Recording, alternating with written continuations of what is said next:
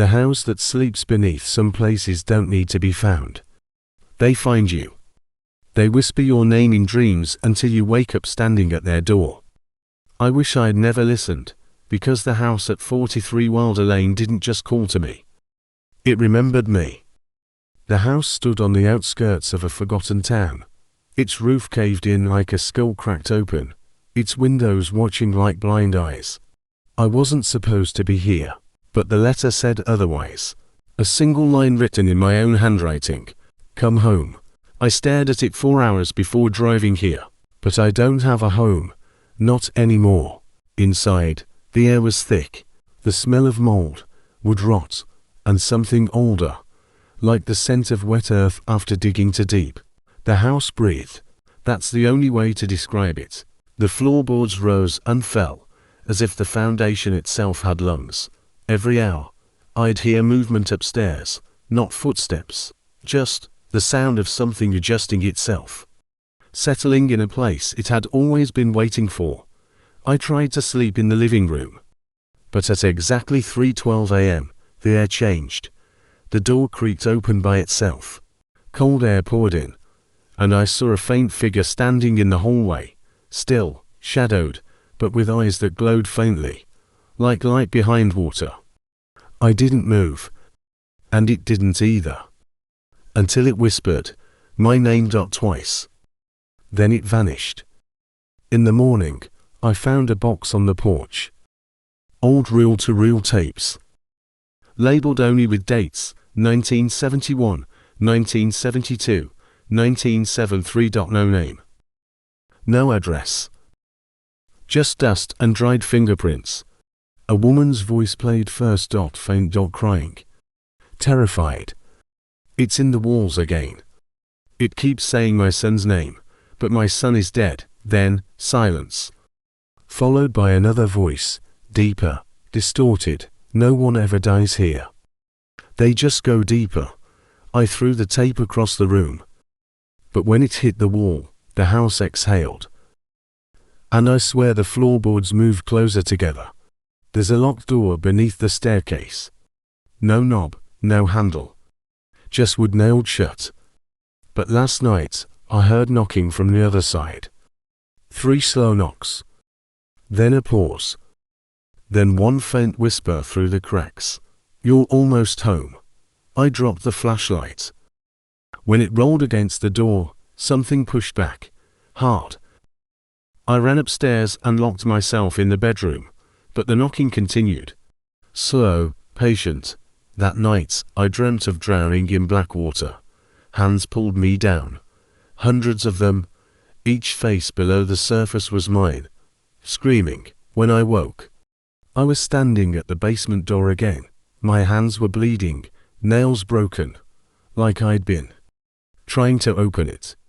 The basement door was open. I don't remember unlocking it. I don't remember walking down the first step. But I do remember one thing, the air. It was breathing back. Each step down felt wrong, like the stairs didn't lead down, but inward. The walls were pulsing faintly, like veins. My flashlight flickered. The beam caught glimpses of things carved into the concrete, symbols. Names, hundreds of them, all scratched deep, desperate, one name repeated over and over. Eleanor, at the bottom. There was a door of metal, dented and scarred, with the same symbol burned into it. Do you remember? Jason, I froze. It knew my name. Inside was a small room, no windows, no light but the flashlight. Beam trembling in my hand. Dozens of tape recorders sat stacked against the walls, all identical, all red lights blinking, all recording right now. He came back. He shouldn't have come back. Don't let him find her. Then one recorder clicked. A new voice, calm, familiar, my own voice. I told them I'd seal the house again. I told them no one would ever find the basement. But I lied. I dropped the flashlight. Every recorder clicked off in perfect unison. Then, from the darkness, something whispered right behind me. You always lie. I turned toward the noise and saw it. Half buried in the wall, a cracked mirror. Except it wasn't showing me.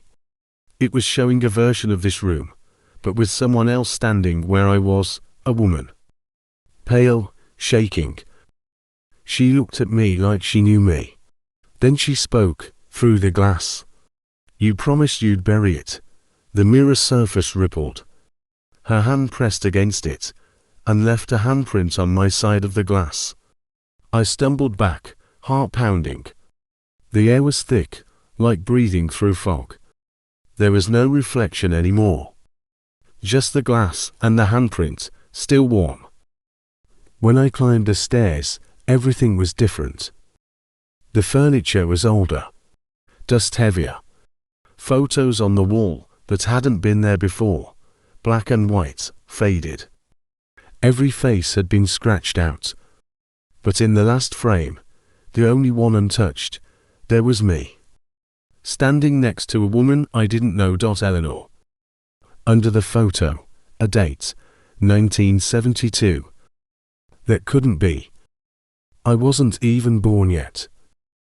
The house started humming again, that same low, breathing pulse. Every light flickered in sync. Something moved down the hall, not footsteps, more like dragging. The voice came from every direction this time. "You opened the basement. You let him wake up." I ran to the door. It was gone. Just wall. The house had sealed itself. The lights went out completely. Something wet moved in the darkness.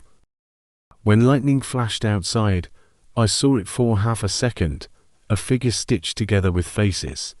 All whispering at once, "Someone mine." I backed into the corner, holding the recorder like a weapon. "What do you want from me?" it answered without sound. But my mind heard it. "To remember." Then it crawled into the wall, and the entire house sighed. Jason wakes up on the floor. Sunlight filters through boards that shouldn't be there. The entire room has changed shape overnight, walls closer, ceiling lower. He finds a journal on the floor, its pages brittle and stained. The handwriting is shaky, uneven. October 17, 1971. The foundation hums. It feels alive beneath the concrete. He told me to stop digging. But I could hear her voice in the dirt. So I kept going. He flips the page. November 2, 1971. The child's bones were still warm. The house wouldn't let me leave after that. There's one last entry, dated decades later. The handwriting matches his own, December 8, 1993.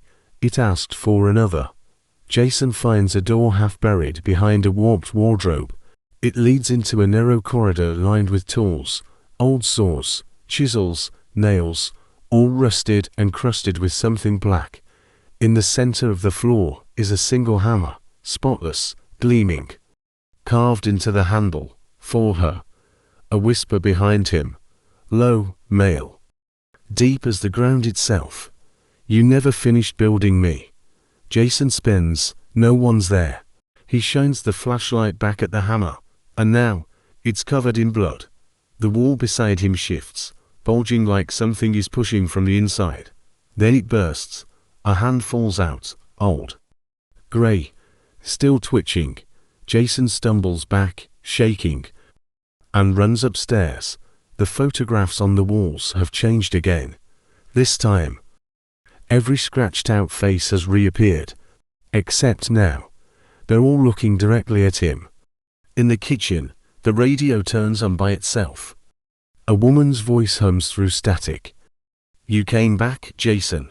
He freezes. It's Eleanor. The same voice from the tapes. Jason whispering, "Who are you?" Eleanor from radio. "You know me. You built this place for me. You promised I wouldn't wake up here again." Radio shatters. Silence. Jason backs away slowly, eyes wide. From behind him, the faint creak of bare feet on tile.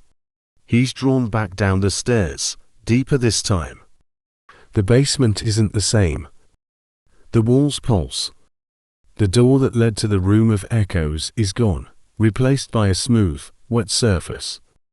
Jason presses his hand to it. It's warm. A heartbeat echoes inside. Then the voice returns, not from outside, but inside his own head. You didn't build a home. You built a body. He looks around and realizes the beams, the wooden pillars, even the nails, are bone. Every wall has veins. Every floorboard, muscle. The house isn't alive. It's someone. Jason runs back up, but the staircase stretches endlessly. He screams for help, but the echoes come back wrong. His own voice, repeating backwards. Then he finds a door at the top. Light shines through the cracks. He bursts through, and finds himself standing in the same basement again. On the far wall, a mural, drawn in blood. It shows a man building a house while a woman watches from underground. The man's face is Jason's. The woman's is Eleanor's. And beneath the painting, written in smeared letters, every room is a memory you tried to bury. The house was no longer a place. It was breathing, shifting, pulsing, like something waking up from a dream. The floors trembled beneath my feet, and I realized, it wasn't the house remembering me. It was me remembering it. Jason stumbles through the warped hallway, gasping for air. Every photo on the wall now shows him, in different eras, different clothes, different lives. Each version of him staring straight ahead, eyes hollow, faces cracking. He falls to his knees, clutching his head. Jason desperate, who am I? From every wall, the voices whisper back. Hundreds of them. You're the builder. You're the body. You're the house, the floorboards. Ripple under him like waves.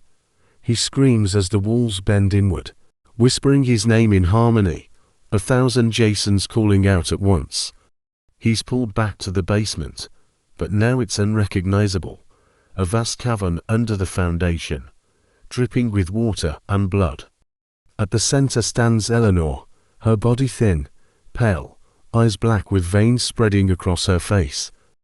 Eleanor softly, "You built this for me, remember?" Jason steps closer, shaking. "Jason, you died. I saw you die, Eleanor. You couldn't let me go." Eleanor voice cracking. "So you built me into the walls." Jason's eyes widen as he looks around. Faces, bones, and fragments of Eleanor's form are fused into the structure around him. Every wall is her. The house was her coffin. Her prison. Her heartbeat was the foundation. Jason stumbles backward, flashlight shaking. "Jason." "I didn't mean to," Eleanor cutting him off, voice distorted. "You finished what death started." Her voice deepens, overlapping with hundreds of whispers. The walls stretch, opening like flesh. Hands burst from the foundation, grabbing him by the legs, the arms, pulling him down. "Eleanor, come again. Now it's your turn to sleep." Jason screams as he's dragged into the floor. But as his head sinks below the surface, the noise stops. Silence. Then, a single, steady heartbeat begins again. Cut to daylight. A for sale sign stands in front of the freshly restored house at 43 Wilder Lane. Clean white paint. Flowers in bloom. A real estate agent unlocks the door for a young couple. Realtor cheerful. "It's been abandoned 4 years. Just finished renovations." They say the man who owned it vanished in the 70s. But, hey, every house has a story, right? The wife walks through the hallway, smiling. She stops at the basement door. It's nailed shut. Just like before. Wife to husband. Weird, why would they seal this? Husband. Probably mold or something. They walk away. But as the camera lingers on the door, a faint whisper bleeds through the wood. "Eleanor." Then a pause. Another whisper, lower. Jason, then silence. The lights flicker once. The for sale sign outside falls to the ground. Then, in the black window reflection, two figures stand side by side inside the house. Eleanor and Jason. Their faces calm. Eyes hollow. Still watching. Some houses never die. They just wait for someone new to move in. The house that sleeps beneath. A Whisper Hex original horror story. If you heard the house breathe, don't forget to like, share, and subscribe to Whisper Hex, because some stories only end when you stop listening.